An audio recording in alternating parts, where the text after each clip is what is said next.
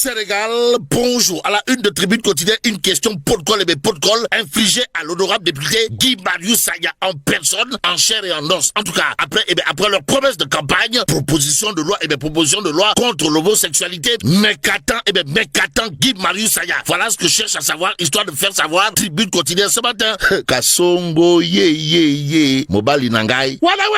Mobali Nangai Ce matin, dans le journal du groupe des médias, on peut lire Pastef les Patriotes qui a une majorité à l'Assemblée nationale n'aura aucune peine pour faire passer la loi. Et c'est au nom de la loi relative au droit à l'information que Tribune quotidienne, à propos d'une éventuelle proposition de loi contre l'homosexualité, promesse de campagne, de chercher à savoir, histoire de faire savoir, mais qu'attend Guy Marius Sagna. Bon, en samedi, il demande au président Joe Biden et à sa majorité à l'Assemblée nationale de respecter cette promesse. Et plus qu'il a dit, la promesse est une dette digue bord là. Tribune quotidienne, en tout cas, après leur promesse de campagne, avec à la clé une proposition de loi contre l'homosexualité, de chercher à savoir, histoire de faire savoir, mais qu'attend réellement Guy Marius Sagna dans cette histoire. L'histoire retiendra pour l'instant le Dakar finalement annulé. Et Réumi continue à ce sujet d'indiquer l'État annule la réunion des LGBT à Dakar, tout en convoquant les initiateurs. Bon, la lettre salée